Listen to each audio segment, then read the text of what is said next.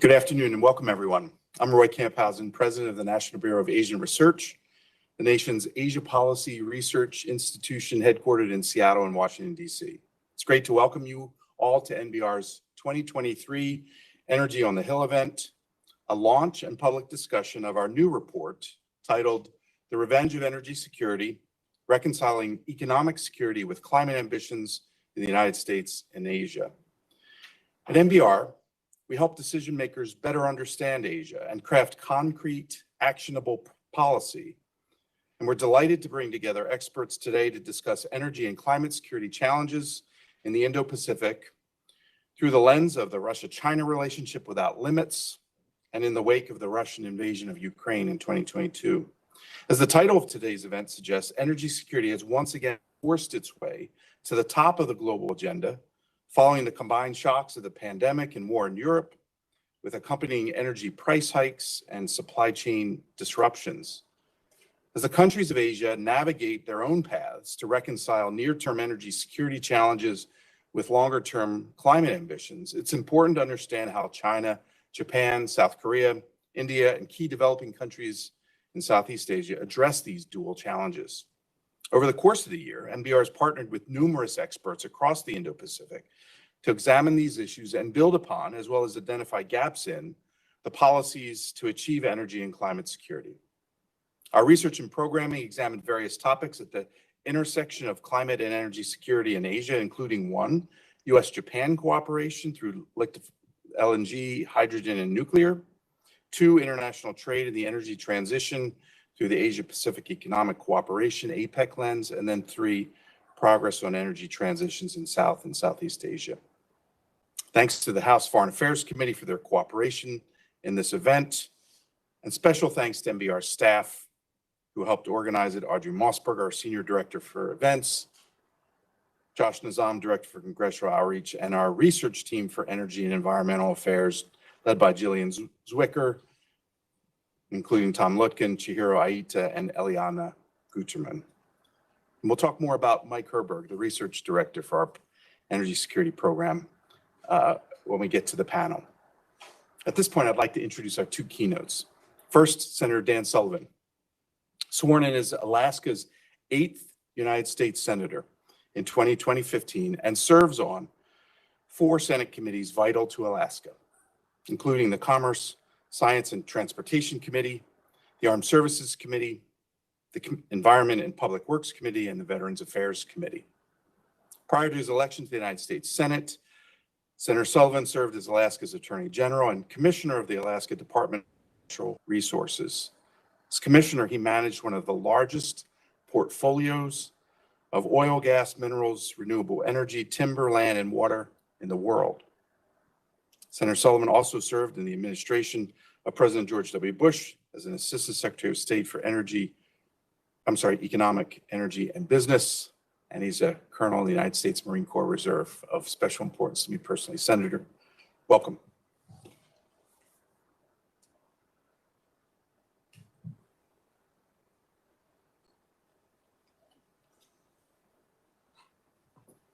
Well, good afternoon, everybody, and thank you, Roy, for the kind introduction, and NBR for hosting this really important but also very timely conference. I love the name, by the way, the Revenge of Energy Security. I think that is an apt description of what is going on in the world, and I appreciate, Roy, the introduction, the kind of introductory remarks, because I think on this topic of energy security, we need to really broaden the aperture of what exactly is happening in the world right now. I think that from our perspective as Americans, policymakers, but American citizens, we need to fully understand the broader implications of the brutal invasion of Ukraine, of China's very aggressive actions in the South China Sea, Taiwan Strait, all other parts around the Chinese territory, and now even the brutal terrorist attack by Hamas against Israel on October 7th. We have clearly entered a new era of authoritarian aggression led by the dictators in Russia and China with kind of junior varsity assists from the Ayatollah terrorists in Tehran. And these dictators are increasingly isolated and dangerous from their own people. They're driven by historical grievances. They're paranoid about their democratic neighbors, and they are willing to use military force and other aggressive actions to crush the citizens of the countries they have major disagreements with. These dangerous dictators, Vladimir Putin, Xi Jinping, the Ayatollahs, are increasingly working together to achieve their aggressive goals. We must wake up to the fact that this new era of authoritarian aggression will be with us for decades. And the United States and our allies must face it with strategic resolve and confidence. We have extraordinary advantages relative to these dictatorships in China, in Russia, in Iran, if we're wise enough to utilize them and strengthen them. Think about what some of these are. Clearly, our global network of allies. America is an ally-rich country. China, Russia, ally poor. Our world-class military. Our dynamic economy. Our world-class supplies of energy and other natural resources. And our democratic values and commitment to liberty. Xi Jinping, Putin, the Iranian Ayatollah's biggest weakness and vulnerability is that they fear their own people. We see it all the time. We should remember and exploit these advantages over the months and years ahead. So, what does that have to do with energy security? In my view, everything, because it is a great strategic advantage that the United States has. I'd like to call up that slide if anyone was able to get it from my office. Think about the energy advantages we have in the United States and what a win American energy is when we produce all of the above energy, oil, gas, renewables, you name it. We have it and we should be producing it.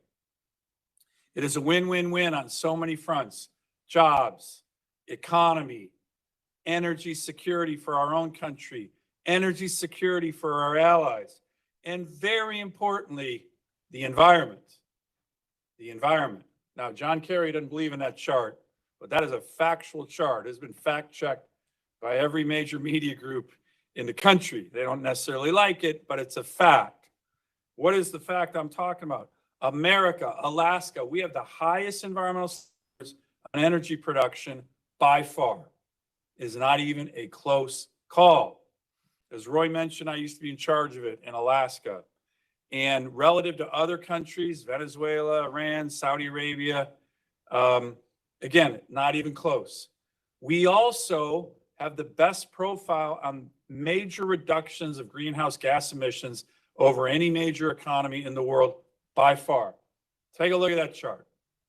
2005 to 2020, in terms of reductions of greenhouse gas emissions, USA is by far in the lead between our allies, Japan, Germany, UK. But look at our adversaries. India is not an adversary, but you get the picture. China, holy cow.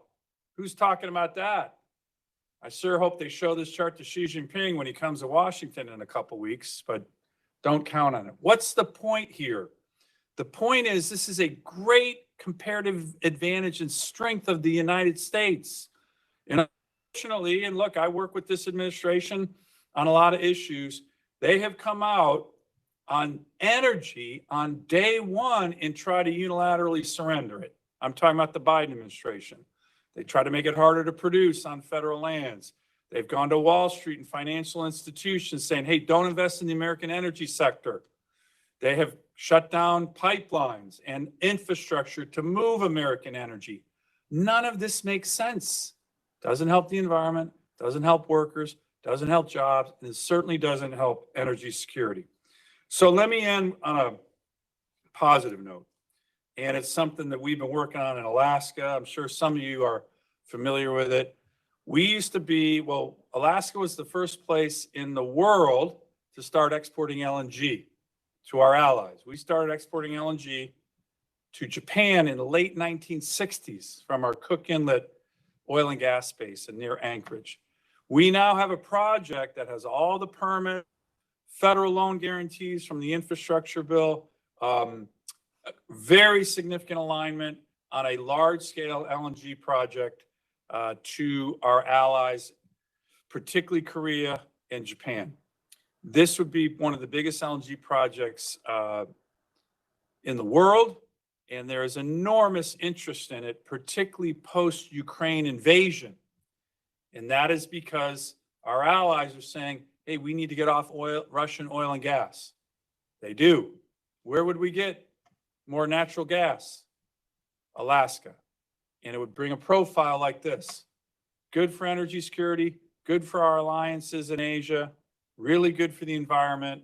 And so we're hopeful on that. We're working hard to pursue that. We've had 2 summits recently in Tokyo, in Seoul, with all the investors, all the suppliers, all the buyers. And we think that this is another component of American energy that can make us stronger, wealthier, and help our allies in Asia. So with that, Roy, I appreciate the opportunity to say a few words, and thanks again for doing this. I think we have just a minute or two before you need to go. Thank you so much for your prepared remarks. I wonder if I could ask you maybe just one question. Sure. To follow up on the last part of your presentation. Maybe elaborate a bit more. How do you see Alaska's energy relationship with countries in the Indo-Pacific evolving over the next 5 to 10 years? You've hinted at a little bit. As both the United States and countries throughout Asia continue to work towards achieving the energy transition, and you've argued that working with the United States will actually accelerate that process. But LNG is a key transition fuel in this process. So yeah. Where do you see that going? Maybe with a little. Well, look, I think it's both Alaska, but America and our allies. I've introduced legislation. So I echo the Biden administration on some elements. I will give them credit on some of the work that they have spearheaded with our allies in Asia, taking the Quad to the next level, the leader level, establishing a trilateral leader level initiative between the United States, Korea, and Japan, and launching the AUKUS initiative, which is the United States, Australia, and the UK on defense issues, primarily submarine operations and coordination, but other technology. All of these trilateral, all of these initiatives that relate to strengthening our alliances, they all have a huge opportunity for a strong energy component in them. Let me give you an example. Think about the Quad. I introduced legislation called the Quad Energy Security Initiative. It would have the United States launch an initiative with our Quad countries. It's a perfect setup when you think about it. Why? The United States and Australia are big LNG exporters now, with the Alaska project coming on board that can be enormous and very secure. By the way, it's a 6-day cargo shipment from Anchorage to Tokyo. No Straits of Malacca, no Panama Canal, no Suez Canal, no Straits of Hormuz. 6-day shipment. Very secure, very less carbon emissions because it's not a long shipment. But when you look at the Quad in my legislation, think about it. You have the United States and Australia, big LNG exporters and producers. Japan, a member of the Quad, a big importer. And then India. Look at India on that chart. One thing that when you meet with Indian officials, they want to do, they want to bring down that red bar. They don't want to be like China. How do you do that? You transition from coal to LNG. So the opportunity there among the Quad on an energy security initiative The trilateral that I just mentioned, United States, Korea, Japan. My office worked really hard with the National Security Council, the National Security Advisor's Office, with our ambassador in Tokyo, our ambassador Seoul, to say, hey, let's make sure that that trilateral alliance at the leader level has a strong energy security component. And they did that. So we have opportunities, alliances, strengthening our relationship with our traditional allies in Asia. One element, though, that's got to be included in all of this is energy security. And I'll just leave you with this final thing. The leader in the region who sees these alliances kind of strengthening and sees the work on energy, who fears that the most, is Xi Jinping. You look at how scared they are of American energy dominance, and it goes back to my original point. This is a really strong comparative advantage, strategic advantage that we can share with our allies in the region, and it makes sense from the environment, national security, job security, the climate, and strengthening the ties with our traditional allies in the region. Senator Sullivan, thank you so much for spending time with us today, sir. Thank you, Roy. Thanks very much. Have a great conference. Thanks a lot.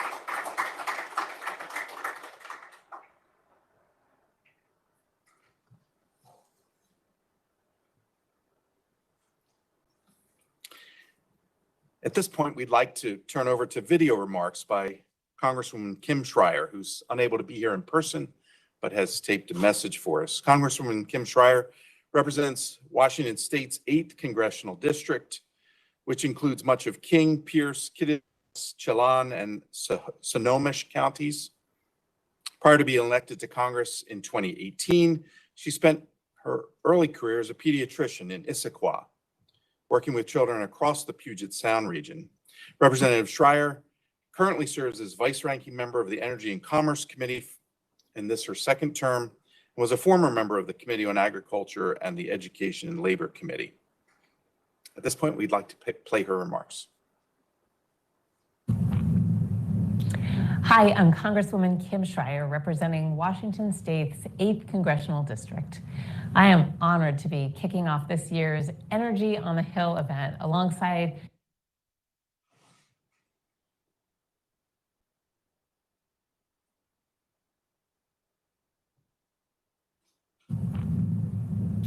Hi, I'm Congresswoman Kim Schreier, representing Washington State's 8th Congressional District. I am honored to be kicking off this year's Energy on the Hill event alongside Senator Dan Sullivan, hosted by the National Bureau of Asian Research. As vice-ranking member of the Energy and Commerce Committee, I've had the opportunity to discuss and pose questions.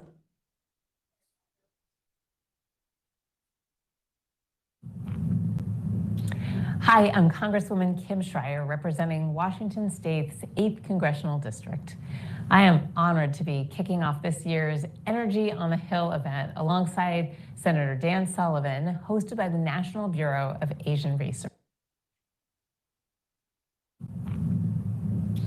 Hi, I'm Congresswoman Kim Schreier, representing Washington State's 8th Congressional District. I am honored to be kicking off this year's Energy on the Hill event alongside Senator Dan Sullivan, hosted by the National Bureau of Asian Research. As vice-ranking member of the Energy and Commerce Committee, I've had the opportunity to discuss and pose questions and legislate on making the U.S. energy grid cleaner, more reliable, and affordable. I understand how crucial it is that we modernize our energy mix toward clean energy and reach our net zero climate goals. In the United States, we are overly reliant on fossil fuels. That affects not only our long-term climate goals, but also the security and reliability of our grid. Overdependence on any single energy source puts the country in a precarious position. After President Putin ordered the invasion of Ukraine, the rest of the world immediately felt the implications. Even before the war, global natural gas prices were going up, driven in part by Russian manipulation of energy markets. Europe was particularly hard hit, given its reliance on Russian natural gas. Within a year of the beginning of the invasion, Europe pulled off the unthinkable and backfilled its energy gap with other sources, including the United States. The lessons learned from our allies highlight the need to increase our resiliency by lessening our dependence on fossil fuels, diversifying our energy portfolio, and rapidly transitioning to clean energy sources located throughout the country with transmission lines to carry that energy wherever it's needed. That's why I voted to ban Russian oil and energy products and help pass legislation that promotes domestic clean energy production. We also need to secure the rare earth and critical minerals needed for clean energy manufacturing. Lithium, cobalt, manganese, nickel, and graphite are crucial battery components. In fact, it's estimated that 90% of the world's lithium will be utilized in clean energy technology by 2040. We need to act purposefully and strategically today to source resources domestically, secure these supplies from non-hostile nations throughout the world, and grow our domestic industries where we can. I was proud to pass the Bipartisan Infrastructure Law and the Inflation Reduction Act, which helps accelerate domestic critical mineral technologies. These two laws represent billions of dollars in bringing the United States closer to full energy independence, but there's still more work to be done. I am so grateful to NBR for hosting this event to explore how we can continue to innovate for a more secure, greener future, and for inviting me to speak with you all today. So thank you for the time and taking your time to focus on this important work. Best wishes. Thank you, Congresswoman Schreier. We'd now like to welcome our panelists to the front table, and our moderator is Mr. Mike Herberg, known to many of you. He's been the research director for NBR's Energy Security Program for 19 years. We've been my privilege to partner with him that entire time. He brings a clarity to the issues that is especially important in the setting and time in which we find ourselves. And so, Mike, we turn it over to you and look forward to the discussion that you will lead with our panelists.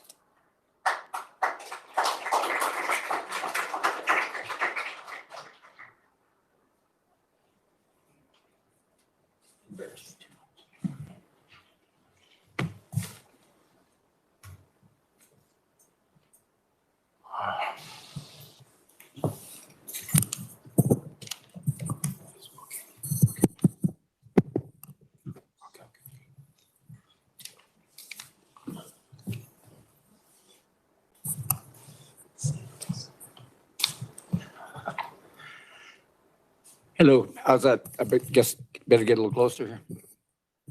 Welcome to everybody. That was a terrific couple of presentations we saw there. I think highlighted both dimensions of the U.S.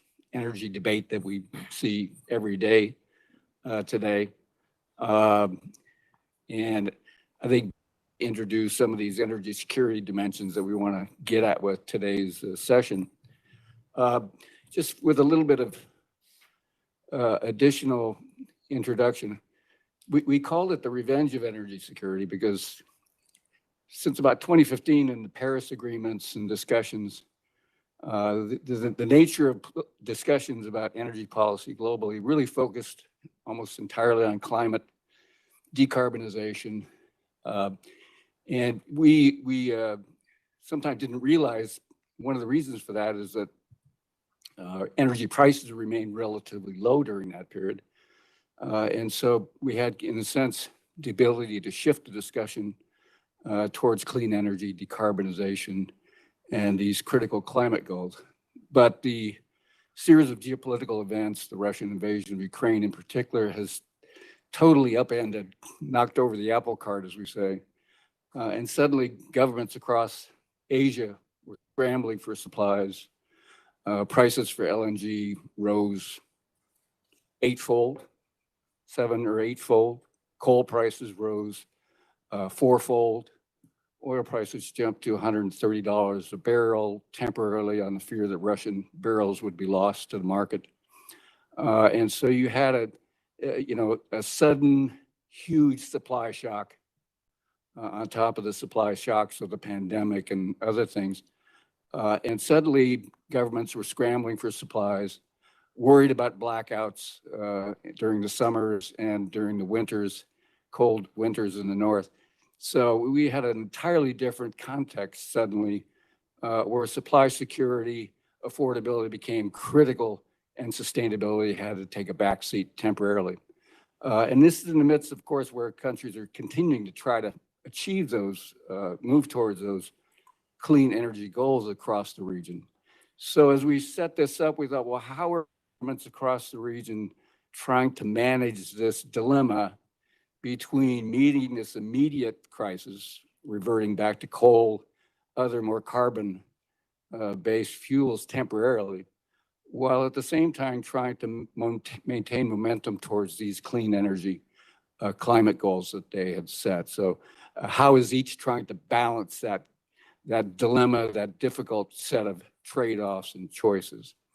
So that was the essential idea that we wanted to explore. And the idea was, let's look at how each of the key countries across the region are trying to balance those pressures. One final element that, speaking to Senator Sullivan's remarks, LNG is in a peculiar position here because the industry and others have been trying to convince Asian buyers that LNG would be a reliable and affordable baseload source of energy in the future. But the scramble for supplies and the price spike for LNG really risk finding the appeal of LNG as a baseload supply in the future because of that huge sense of uncertainty, scarcity, and the country would start writing LNG out of their energy plans in the future. So we had a particular piece written about LNG as well. But today, what we're going to focus on is China, South Korea, and India. And I think we've got a terrific panel, as usual. In order, we'll have Sehun An from, he's a professor, Department of International Relations and Director of Center for Energy Security Strategic Studies at the University of Seoul. But he's also currently a member of the Policy Advisory Board of the Republic of Korea's President's Office, so advising the President's team on energy policy, energy security policy. So obviously in a very critical, at a critical time. Second, we have Erica Downs. She's from the Center on Global Energy Policy at Columbia University to talk about China. Erica's quite literally written the book on China's energy security dynamics over the last 20 years. So she's terrific on this topic, of course. Finally, we've got Michael Kugelman from the Woodrow Wilson Center. Michael is Asia Program Deputy Director and Senior Associate for South Asia at the center, where he's responsible for research, programming, and publications on the region to talk about India. So with that little brief introduction, I'll turn it over to the panelists. Sehun, would you like to say a little bit about from South Korea's perspective? Okay, thank you very much indeed for your kind introduction, Mike. Very privileged and honored to be here. First of all, I'd like to extend my sincere gratitude to President Roy Thompson from NBR for organizing this great event and also inviting me. I feel very blessed to give a talk in front of such distinguished guests. Before I get into my major discussion, the first thing to be said is that we had amnesia about energy security in the past several years. Energy security actually fell off the table for the last several years, virtually all over the world. But now energy security is back on the agenda. And now energy security is front. And also I have to stress that, especially in Northeast Asia, the implications of energy security is actually beyond energy itself. It is genetically related to the traditional dimension of national security. And also it is really inescapable focus of economic security agenda. But within such limited time framework, actually, I want to elaborate three subjects. The first one is I want to talk about the significance of US and also ROK Energy Alliance. And secondly, I want to also talk about the current programs of the Russia, DPRK, and also PRC energy relations. And most importantly, also lastly, I want to emphasize the possibility of trilateral energy cooperation among US, Japan, and also South Korea with regard to offshore energy resources, the development of offshore energy resources located in the south of ROK's Jeju Island and also the west of Kyushu in the north of East China Sea. But let me just first begin with discussion of Russia, PRC, and also DPRK energy relations.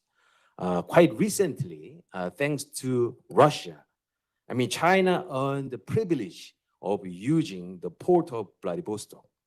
But this was actually Putin's special gift for Xi Jinping. I would say the Russians and also Chinese were both win-win situation. The Russians are able to use Chinese ships actually to increase their seaborne crude oil export, whereas the Chinese actually they achieved their long-time dream of having direct access to the Pacific Ocean. But besides this, there are so many illegal black market activities going on the seawater, especially in the East Sea area, involving three nations, Russia, China, and DPRK, such as smuggling and also illegal transshipment of crude oil and petroleum products to the DPRK. So actually, it's very interesting to point out that DPRK energy situation improved significantly in the past several years, thanks to the Russian energy transaction to the DPRK. And also secondly, the building a strong energy alliance with the United States is South Korea's foremost important foreign policy priority. I think the energy should be the really focal point of the new economic security alliance between the US and also South Korea. This is more convincing because the two sides, ROK and the United States, actually have free trade agreement. So, but not only the energy transaction between the two sides are active, but also the wide range of energy infrastructure cooperation projects are actually can be anticipated from all over the world, not only just for the Indo-Pacific region, but also in the Middle East and also the European continent, and also mostly importantly, GMS region, the Greater Mekong Sub region. But actually, these all kinds of specific current energy projects between United States and Korea include the energy technology transfer and also the co-management of the world's energy choke points, and also the nuclear power cooperation, and also the DPRK energy assistance, and also offshore exploration project, and also the management of air pollution coming from the China. And finally, I want to actually talk about the importance, actually, the US engagement and also the participation in the offshore continental shelf energy projects. Actually, I came all the way from the Seoul to talk about it. Actually, this specific offshore energy project is called the Block 7 project or Sector 7, or the joint development project between Japan and also Korea. This mining field is actually located in the south of Korea's Jeju Island and also the west of Kyushu, the right above the East China Sea. But this joint development treaty actually will expire soon in 2028. And the year of 2025 would be the time for renegotiation between Japan and also Korea. But the main problem is that China that recently stepped in, claiming that this mining field actually belongs to them. So actually, they don't recognize the joint development treaty between Japan and Korea, even though this treaty has been signed since 1978. So what China has been doing, especially in recent years, they have been installing the offshore platform, the nearby this region. This is causing a significant trouble. So already the US top officials in the national security is already aware of the significance of this project. So it is really time for the US to engage in this continental shelf project proactively, whether Democrats or Republicans in the power, you know. And also, otherwise it will cause tremendous security threat to the US and also to the US airlines, not only in terms of energy security, but also in terms of traditional military security.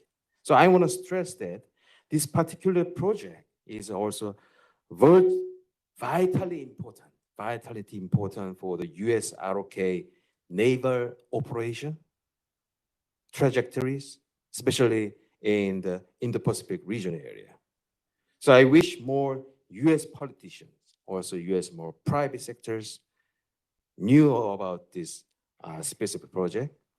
Okay, I believe the Congressman Amibera publicly spoke about the importance of this continental shelf project. So I think it's really time for the US to step in. So I mean, I want to actually highlight three things to remember.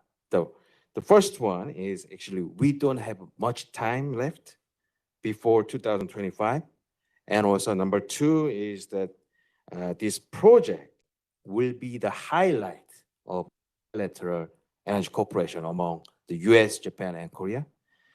And number third, the most importantly, it's really time for the US to engage in this project proactively. Thank you very much.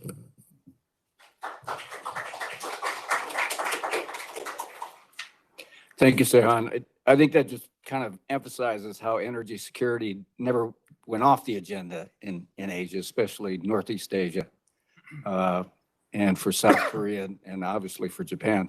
It's never been really off the agenda. So it's taken on additional dimensions as we speak.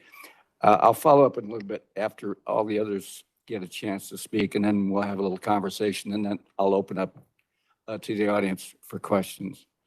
So from the perspective of China, Erica, you'd like to give a few remarks on China's continuing energy security dilemma? Good afternoon. It's a pleasure to be here. I'm going to talk the China-Russia energy relationship in the wake of the war in Ukraine. And there are three issues I'm going to address. The first one is, what did this energy relationship look like on the eve of the war? Second, what has happened and not happened in China-Russia energy relations since February 24th, 2022? And finally, what are some of the implications for the United States?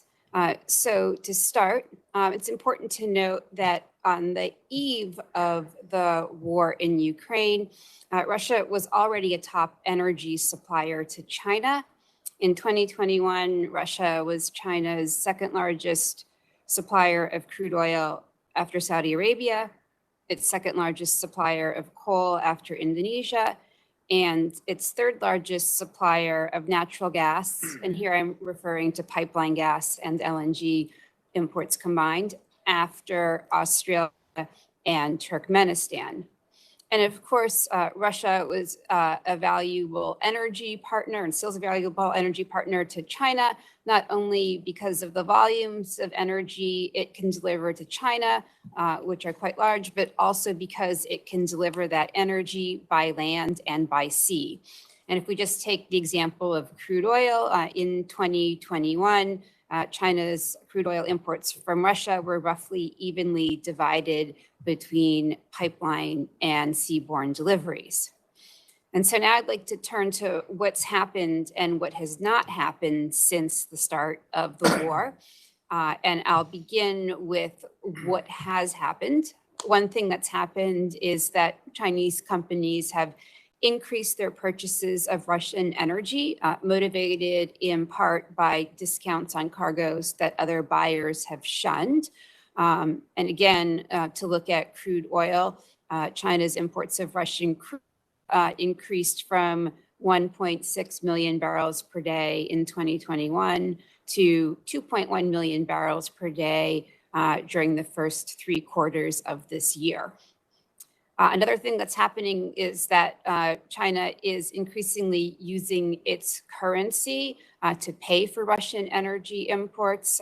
My understanding is that right now that most of the payments that China makes to Russia for crude oil, for natural gas, for coal are in China's currency. And a third thing that's going on is that Chinese companies are continuing to work on bilateral energy projects that were started before the war. And for example, Chinese shipyards are continuing to supply modules to Russia's Arctic LNG-2 project.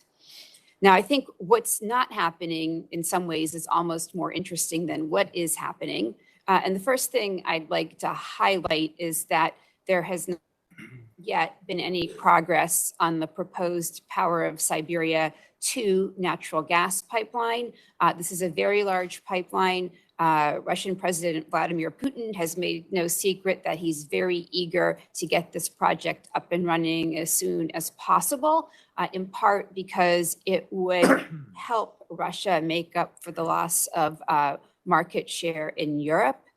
When China's leader Xi Jinping traveled to Moscow in March, Putin was speaking very enthusiastically about this project. He said that virtually all the parameters had been agreed upon, but Xi was largely silent on this issue, and the joint statement between the 2 countries talked about continuing to discuss and study this project. Now, when Putin and Xi met again last month, Xi was a bit more enthusiastic in his remarks on this pipeline, but it still very much remains on the drawing board.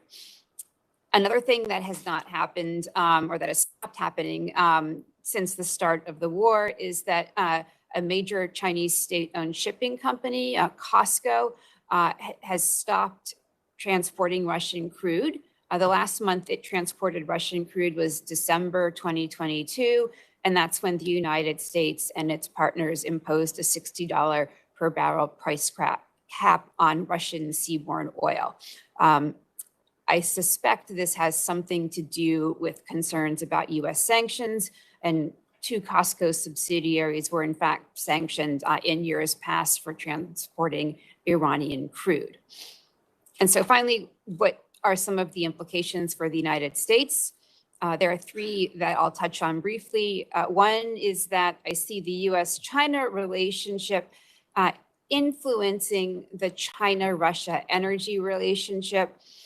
For example, that if the US-China relationship were to substantially further deteriorate, and if there's assessment in Beijing that it was going to be hard to repair, that might incline China to form a closer relationship and certainly a closer energy relationship with Russia. Second implication is that even though Chinese purchases of Russian energy are increasing, I do see room for more US energy to go to China. And here I'm going to flag LNG. Chinese LNG buyers really like US LNG. One, it provides pricing diversification because a lot of their contracts are linked to oil prices, and with US LNG, they're linked to Henry Hub.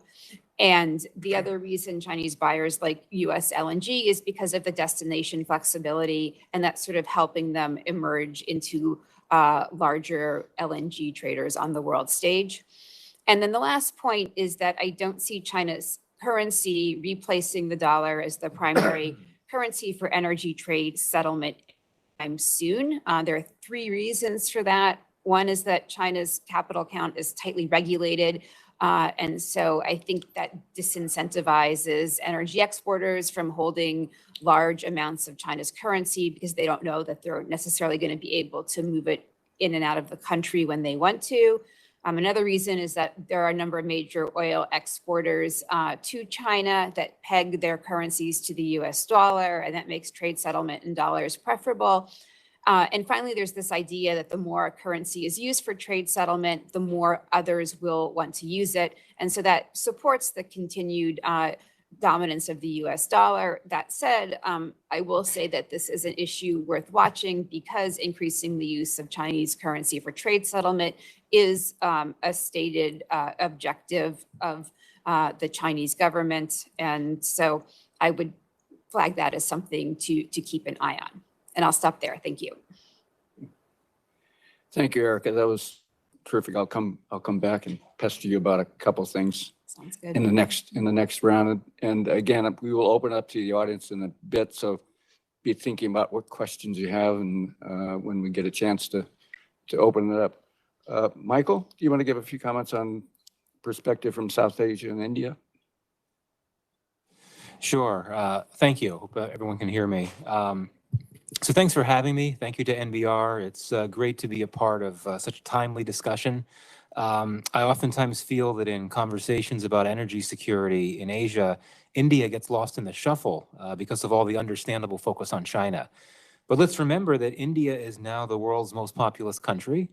It is the world's third largest primary energy consumer after only China and the US.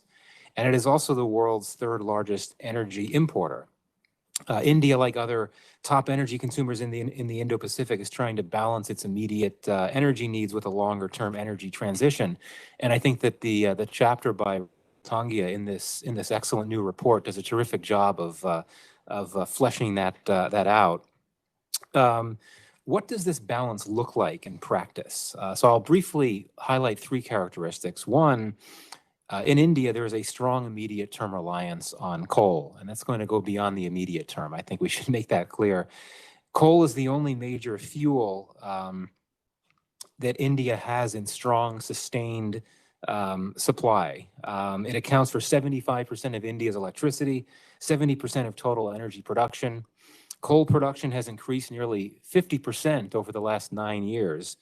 And this is one reason why India's per capita emissions have increased by nearly 30% over the last 7 years. And I think you remember that chart that Senator Sullivan had looking at India's role in that story. Indian officials have said in recent months that India has so much coal that it'll be able to start exporting coal in 2026, in just a few years. Second characteristic is this balance that India is trying to carry off.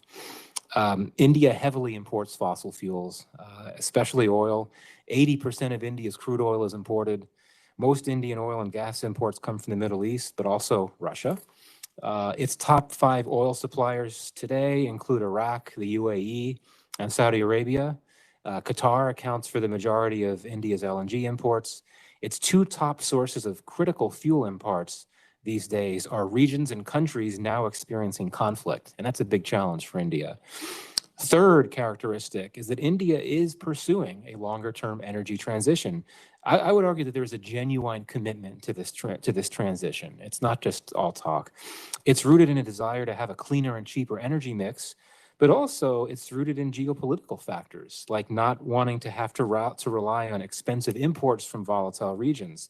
So very tellingly, one of the relatively few public comments that any cabinet-level Indian official has made about the war in Gaza is something that was said by the petroleum and natural gas minister several weeks back. He said that the war is a reminder of the importance of India's clean energy transition. And so he was likely referring to security concerns, but also financing concerns, as war in the Middle East could make India's energy imports even more expensive than they already are. So what does India's energy transition look like these days? It's a work in progress for sure, but I'll just highlight a few examples to show how far along it's come even at this early point. So in the last 8 months alone, Indian conglomerates have pledged new clean energy investments. The Power Ministry announced that it will accept bids for 50 gigawatts of clean energy capacity for the next 5 years. The Indian government has committed billions of dollars in assistance to top state-owned hydrocarbon firms to support their clean energy transitions. The government has pledged not to build any new coal power plant for 5 years. Now, of course, there's still all the coal power plants that are in existence now. Nothing's going to change with those, but it's pretty significant that the government pledged not to build any new ones for the next 5 years.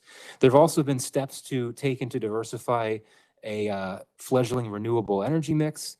So on the one hand, New Delhi has proposed a $2.6 billion subsidy package for the next 7 years for companies that produce electricity batteries to ramp up solar energy storage capacity, which is currently a major deficiency in India's solar power sector. But it is also offering subsidies to encourage production of green hydrogen. Green hydrogen is becoming a big thing in India, as it is in so many places. It's also making a big push to scale up investments in electric vehicles so that there's less reliance in the transport sector on LNG, which has been seen in India or by the government as a key bridge fuel for the country. So before I wrap up, just a quick note on geopolitics. And we've heard about the Russia-China relationship to an extent. And I think that as this relationship appears to grow, at least for now, I think that really constitutes a pretty concerning geopolitical development from the perspective of U.S. foreign policy interests. So what does this partnership mean for India? The U.S.-India relations, all seen from an energy perspective lens? Just a few thoughts, three quick points here. One, it works against India's interests. It's not just that Russia appears to be moving closer to China, but there's indications that Russia is growing increasingly dependent on China for support.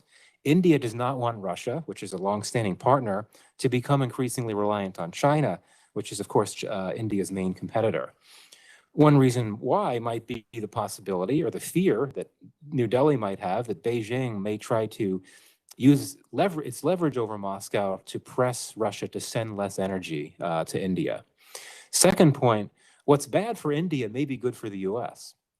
The U.S. wants India to wean itself off Russian energy, as well as Russian weaponry, something else that Beijing could well press Moscow to import less of. Third point, the growing Russia-China relations present opportunities for U.S.-India relations. Washington might be able to capitalize on this potential risk for India of seeing its access to Russian energy constrained. There are opportunities to make the case for deeper U.S.-India energy cooperation. Clean energy has become a key new source of bilateral cooperation between the U.S. and India. The DFC, the Development Finance Corporation, has made some pretty significant new clean energy infrastructure investments in India, and this is tied to the Indo-Pacific strategy. That's a good thing. But more in the immediate term, oil is something to look at. Russia is now India's top source of crude oil, but what is another country that is a key source of crude oil for India? That would be the U.S. India has become one of the top crude oil export destinations for the U.S. It was number 1 in 2021, I believe, and it was number 5 last year. U.S. officials have already been making a pitch to India that over the longer term, Russia will no longer be a viable security partner because it'll be too war-scarred, too cash-strapped to produce the type of weaponry on which India has long relied. But there might be a pitch that can be made for the more immediate term, that the U.S. can help address more of India's energy supply needs. But of course, for Washington, the challenge is to come up with a price point that India would be comfortable with. So I'll wrap there. Thanks. Thanks, Michael. Really, three good things three good presentations. A lot of energy security emphasis, of course, here. This is Asia, so that tends to dominate the conversation generally. But let me ask a few questions on this issue of balancing environmental, the climate, clean energy transition, decarbonization with this, a pretty serious energy security crisis, which the region faces. Sehan, do you want to say a few words about how South Korea views its progress on clean energy and whether it can accelerate or whether it can slow that process down? Okay, I think the balancing the energy security and also the energy transition itself is a very difficult task. I mean, all over the place. But despite that, actually, the Yoon Suk-yeol administration is continued to pursue the zero carbon policy, the increase of clean energy. But in doing that, actually, South Korea has actually put two policies. Actually, the one is actually the development of hydrogen economy, and the second one is we continue to develop, increase the nuclear power. So, especially, I want to highlight actually the nuclear power cooperation, especially with the United States, also with the other Asian states, and also even Middle East and also Europe, is top priority of the Korea's like balancing the energy security and also energy transition itself. Because we all know the nuclear power has been classified as like the clean energy since the late 2021. So I think this is really appealing for both energy security goals and also energy transition itself.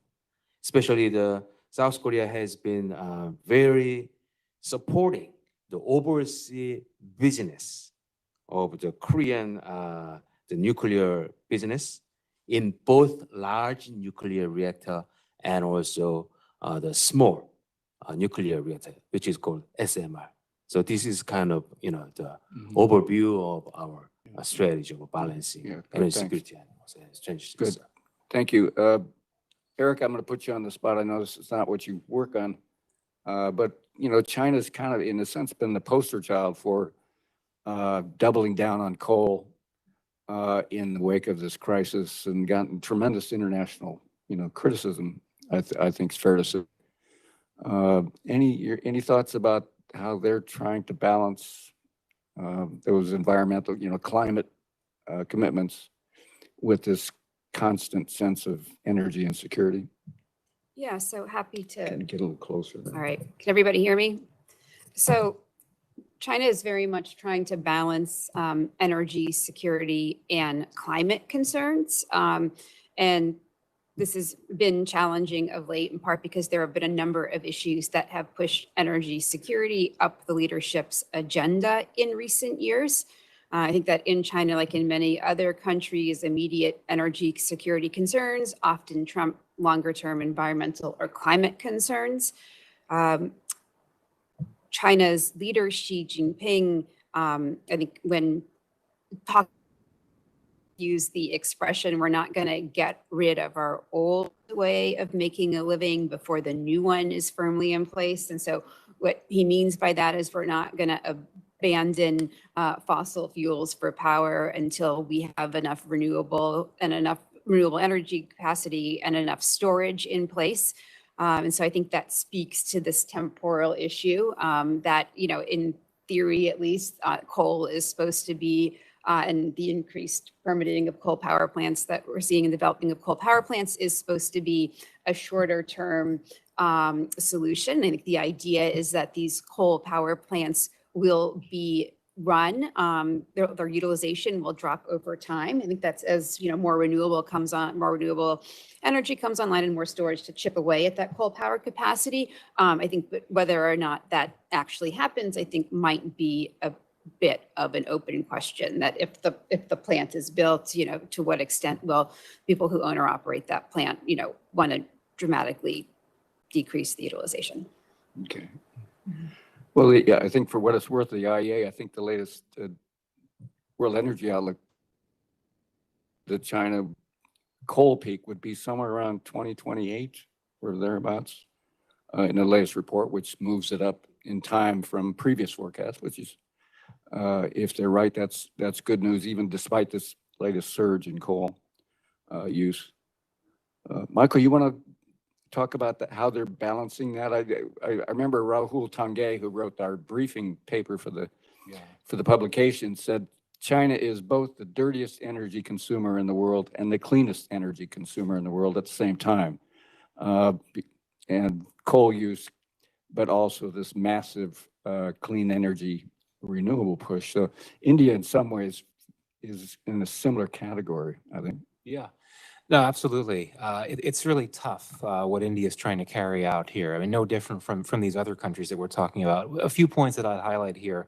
One is that I know there are some concerns about the private sector's capacity in India to contribute to be successful with this energy transition for reasons that are not completely clear to me. Maybe some here would know. India has some of the lowest carbon tax rates in the world. So there's concerns that many companies will just swallow the costs and not worry about that, and not necessarily have a strong financial incentive to to reduce their emissions. So that's one point I'd bring up. Also, the issue, and this is covered in Rahul's chapter in the book, the issue of storage capacity is such a big deal. India just needs so much more of that in order for its renewable energy sector, particularly its solar sector, to really get up to a place where it's at great scale. Again, as I said before, there are initiatives in place to provide subsidies and other incentives to investors that are able to provide those types of inputs to strengthen India's storage capacity, but that's still very much a work in progress. What else was I going to say? Oh, yeah, but also, I mean, a lot of this just comes down to very simple cost issues. So those of you that know India, those of you that have been to India may be familiar with this this tactic that's known as stubble burning. So this time of year in November, farmers in the states of Haryana and Punjab, they burn off their crop residues. And it combines with wind patterns to create horrible air quality in New Delhi. So right now, the last week, New Delhi's had some of the worst air quality in the world. And so the question is, why doesn't the government provide incentives to these farmers to put them in a position where they don't need to be engaging in this extremely polluting act? Many farmers say, and these are mostly small farmers, these are not wealthy farmers, they say that they can't afford to buy the equipment, the technology that would allow them to just pick up these crop residues and move them somewhere else. So the farmers fines have increased significantly. So there are financial costs involved, and according to officials in these states where this practice happens, the cases of stubble burnings, the fires are going down, but still it's happening. So it's also a very simple issue. I think we have to get into the very micro aspect of this as well. If you're a small farmer in Haryana, you burn your crops off, you cause a lot of pollution, but you do that because the alternative is simply something that you literally cannot afford. And apparently the fines are not enough of a deterrent for now. So just another of the many reasons why it's very difficult for India to move forward in its energy transition. And of course, the coal story, that looms large. The figures that I cited, given just how dependent India continues to be on coal, with no plans to reverse that trend anytime in the next few years, there's only so far you can go, I think, if you're so committed to coal, into the foreseeable future. Yeah, I mean, India's doubled down on coal in the wake of this crisis the last 2 years, and I think Rahul put it as it's made India even less apologetic about using coal and its coal expansion plans. Right. This emergency that they're facing, even less apologetic about it, and more insistent on international cooperation on that. So I think that captures a great deal. Thank you, Michael. We should open to the floor now. We've got a lot of brain power here, a lot of expertise. So make sure you take advantage of it. Tom Cutler. My name is Tom Cutler. I'm retired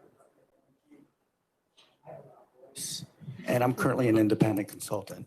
First, I want to congratulate the three presenters. There were three excellent presentations. I have a question for Michael on the role of natural gas in India's energy transition. Does the cost of imported LNG and the constraints of India's natural gas infrastructure put a ceiling or otherwise limit the role of gas as a transition fuel for India, especially when you take into account the abundance of coal that we've talked about, and it forces the government to double down on renewables? There's this giant hole in the middle between coal and renewables. In some economies, gas can fill that, but I just feel, is LNG too expensive for its economy? And does it need more domestic distribution infrastructure? Thank you. Should I respond? Yeah. Yeah, thank you. Great question. And I think that the short answer is my answer to all of the parts of your question is yes. It's a very difficult thing to carry out. And what I look at just in terms of some of the recent trends, you would probably know more than I in this case, so correct me if I'm wrong, but the transport sector, I mean, this is an area where India has really wanted LNG to be the critical fuel there. But what's been happening over the last few months, or really what's been happening over the last year or so, a major push on EVs, as I think I had mentioned before. They're a lot cheaper. Well, I mean, not a lot, but electric vehicles are not as expensive as they have been previously. Significant levels of investment coming into India, not just in terms of EV makers, but also those that can provide the technology to make the infrastructure of EVs more sustainable and viable and affordable. And then also, I guess maybe maybe last month, India, the petroleum minister, he inaugurated the first fleet of city buses operated on green hydrogen fuel cells. So that's pretty significant. So that suggests to me that India is committed to indeed pursuing its broader energy transition, but in a way that could make LNG of an attractive fuel to use. So that, and for all the other reasons that you mentioned, I think that it could be difficult to sustain. But of course, obviously, in the immediate term, India wants to have as many options, wants to leave as many options open as possible. But I think your points are right on the mark. Yes. Just right there. Hi, thank you so much for speaking. My name is Jocelyn Trainer. I'm with the Center for New American Security. I was wondering if any of you all could touch on the role critical minerals will play in both Asia's economic security and climate ambitions, particularly to reach renewable energy goals, whether that's from the view of somewhere like Bangladesh or Indonesia that is rich in the mineral deposits, or China that is dominant over processing of these minerals. Anybody want to tackle that? I Go ahead, start. So I cover South Asia very broadly, and the first country I think of in my region when I think about critical minerals is Afghanistan, right? And we know that China has expressed an interest in trying to get at those minerals. We know they're there. They're valued. The value is humongous, but we know why they've never been able to be properly exploited. But that may be geographically getting a bit further away from where we want to be. But that is a big story in Afghanistan, and particularly as China appears to be making a push, albeit with caution, to invest in Afghanistan, looking at it from a BRI perspective, willing to work with the Taliban. The Taliban certainly is happy to work with China. So I think that certainly Afghanistan is important to watch in that context, but certainly not an immediate or a midterm or a long-term solution to any type of energy security concerns. Sehan, any thoughts from Korea's perspective? Yeah, I mean, from the South Korean perspective, I think the pursuing the ensuring the mineral security partnership with United States is very critically important. But also at the same time, we put more importance with Indonesia and also Vietnam and Zambia. Yeah, so that's our pretty much strategy. Thank you. Do Korean companies have big investments in Indonesia? And Yeah, I mean, especially the relationship between the ROK and also Indonesia has been upgraded to the really strategic partnership. But actually, the mineral security partnership is the focal point of our the economic relations. Eric, any thoughts from China perspective? Sure. So my research on this topic currently is looking at the role of Chinese companies in securing the upstream assets. So they're already dominant in the processing, but there are a lot of companies that want to secure the lithium or other minerals. And it's an interesting range of actors that, you do have some traditional mining companies, but there are also battery manufacturers and electric vehicle manufacturers. And they are increasingly, looking to different parts of the world to secure lithium. And I was actually happy that Michael brought up Afghanistan, because about 10 years ago, I did a paper looking at China's involvement so this was like circa 2012, in energy and mining projects in Afghanistan. And this was at the time when there was a lot of concern about the U.S. spilling blood and treasure in Afghanistan for China to go in and get the mineral riches. And a Chinese company had signed a contract for the development of the Inak copper deposit, and there was talk of a big railway coming. And it was basically a very, very big, very attractive package that was offered, and not a whole lot, I think, has come to fruition. Certainly, we have not seen the railway. And so, what's interesting though this time around is that it's different companies. It's smaller companies. I don't know if there's as much. Maybe you do of an infrastructure component, but I think. Point is that Afghanistan was challenging for Chinese companies, or a Chinese company in particular, that has been absorbed into another one since then. But it was sort of a challenge then. And so I'm sort of interested with that perspective in following what happens now that we have a new group of players that are interested in a new mineral in Afghanistan. Wonder if it's going to get any easier. Yeah. No more war. Yes, right, sir, right there. Thank you. This has been great. My name is Simon Gady. I'm with the Center for Strategic and International Studies. Question is about the upstream for natural gas and the prospects for exploration and expanded upstream production capabilities in Asia itself. And I'm maybe not so much North and East Asia, but especially Southeast Asia, Thailand, Vietnam, Indonesia, Malaysia, prospects for investment for expanded production capacities there. Upstream, LNG kind of projects and production. I mean, I don't know. I can offer a few words. Indonesia was at one point the largest LNG exporter in the world. Malaysia was number 2, I think, for some of that time. And obviously, Indonesia's dropped off that chart quite a ways. I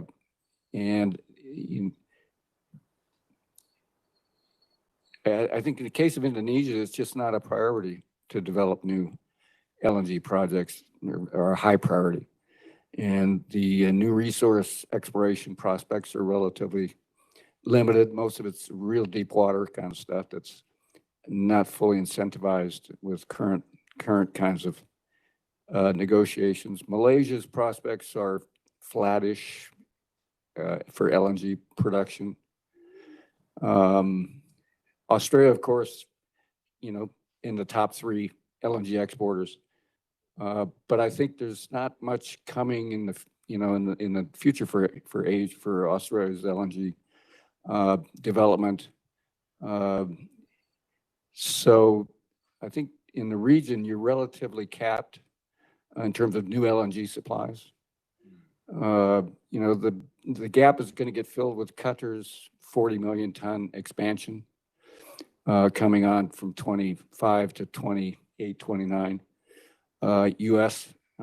has 40 million tons coming online, 25 to 28 range, 45 million tons, something like that. Doug, you're in the back there, 45 million tons? Yeah, that's under construction or in motion. So those are the places that are going to fill a lot of the big gaps to meet South or Asian LNG demand. But I think in Southeast Asia region, the upstream is just simply not very prospective to be able to supply an LNG project anywhere I can think of. PNG, is a decent sized producer, but I don't think there's too much more coming from PNG.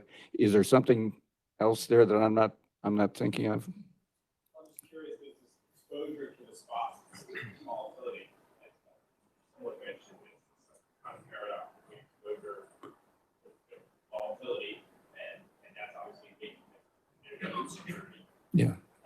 But then natural gas has a really wonderful potential role for decarbonization, transition fuel, flexibility for managing renewables, so on and so forth. Industrial applications, and so having your own natural gas is a solution. I just wonder if it's fundamentally the lack of resource prospects, or it's just a lack of focus and exploration resources, Yeah, yeah, technology, know-how, things that yeah, in particular U.S. as a whole can create some of that. yeah, yeah. One of the issues we explored in the LNG paper briefing in this is whether countries going to rely on LNG for baseload or for simply peaking surge capacity. Very different implications for the LNG demand picture of those two, and that's why this price crisis, this disaster 2022 for LNG, has really done some damage to LNG's future prospects. And it's driven everybody towards, suddenly oil-based contracts look pretty good. Spot-based contracts, short-term contracts look like a big mistake in 2022. So I think a lot of people want to go back to oil-based contracts. A lot of people like the U.S. contracts, which are, no destination clauses and pricing based on Henry Hub plus production, LNG production. So the contract system is, I think people are shifting on that to try to get away from the spot market volatility, at least based on this latest set of experiences. If you're a consumer, I think that's what your considerations are. Those from Japan here could speak to this much more authoritatively than I could. Tom, you have a comment on one finger? I think to some extent, China's 9-dash line has had a chilling effect on offshore gas exploration and production for certain Southeast Asian nations as well. That's true. Yeah, yeah. Doug in the back, he's got some expertise on this question. Well, Doug Hengel with LNG Allies and Johns Hopkins SAIS. A question for Erica, since we're on the subject of LNG.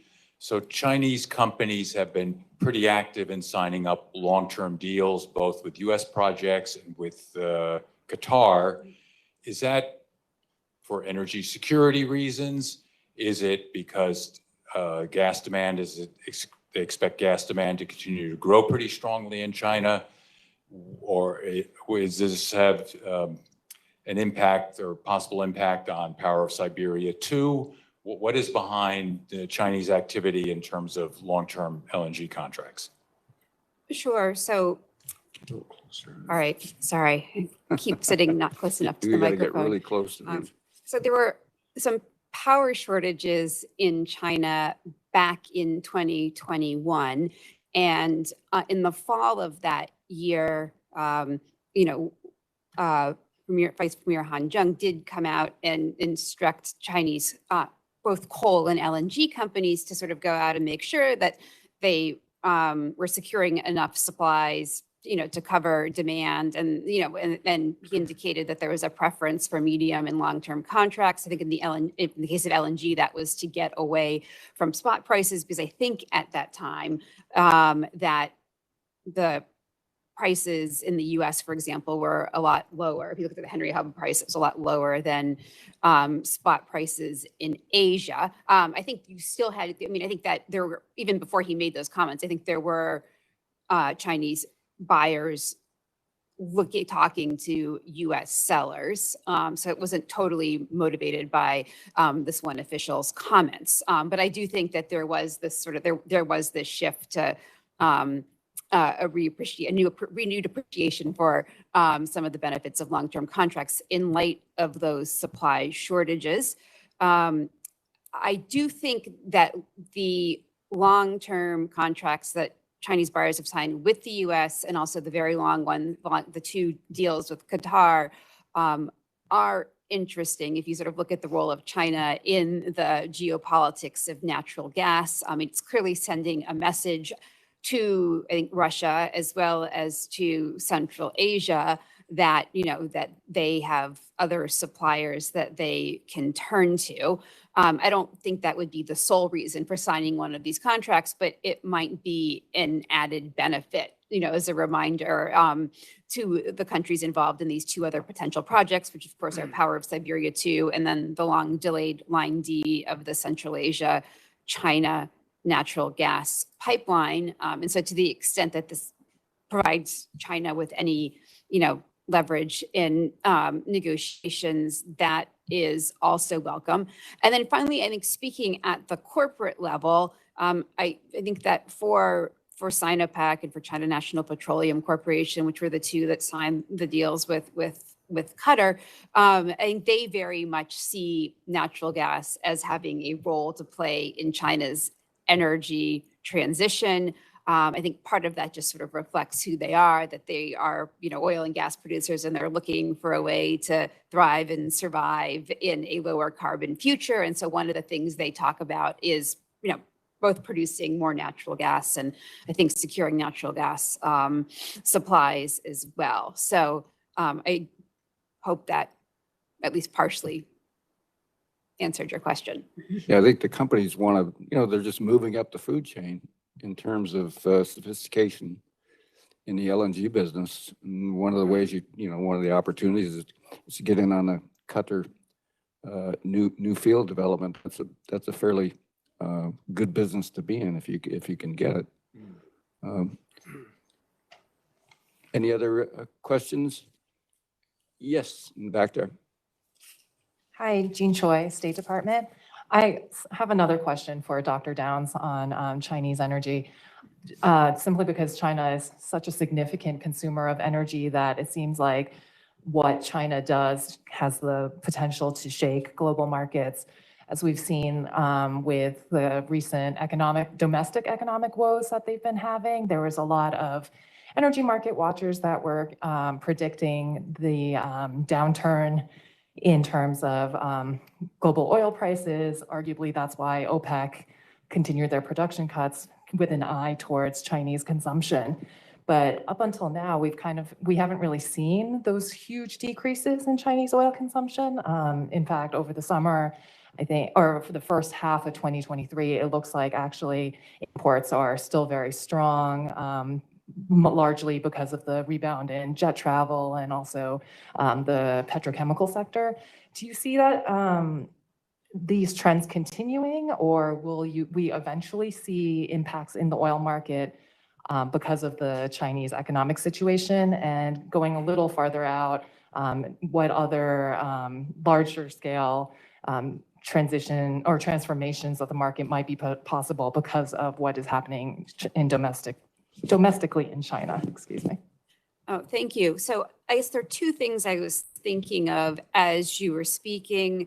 Another thing that I think has been going on this year that helps explain the, the import level is that it does look like more oil has been put into storage in China. I mean, obviously China doesn't come out and, announce when they're putting stuff into storage or how much. And part of that, I think, is, because they don't want to push up prices and sort of also just sort of general concerns about, this isn't information that everybody needs to know. But if you look at Chinese customs data and you look at what comes out from the National Bureau of Statistics in terms of production, I think you sort of can calculate how much appears to be going into storage. And it definitely looks like there is a bunch of that going on.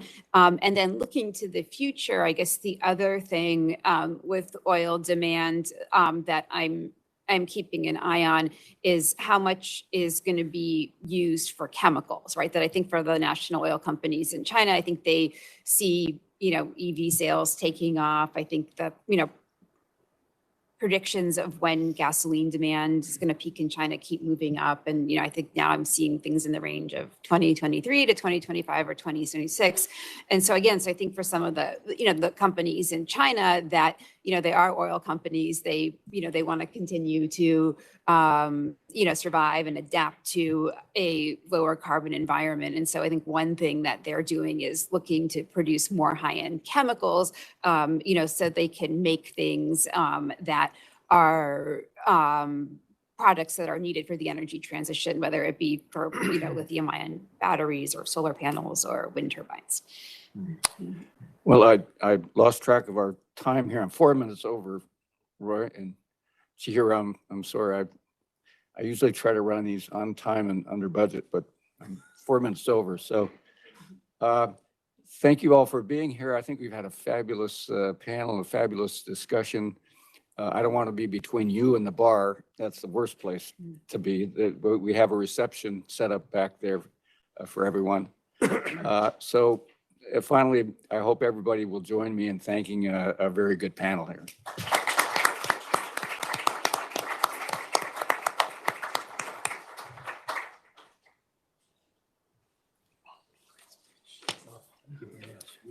You're getting pretty good. Talk about petrochemical, LNG pricing. I was having a whole conversation about petrochemicals. I heard. You heard about Nice to meet you. I enjoyed your president remarks. Keeping an eye on these companies. Well, it's something you don't really realize until you get into it and realize petrochemicals is a big business. Yeah.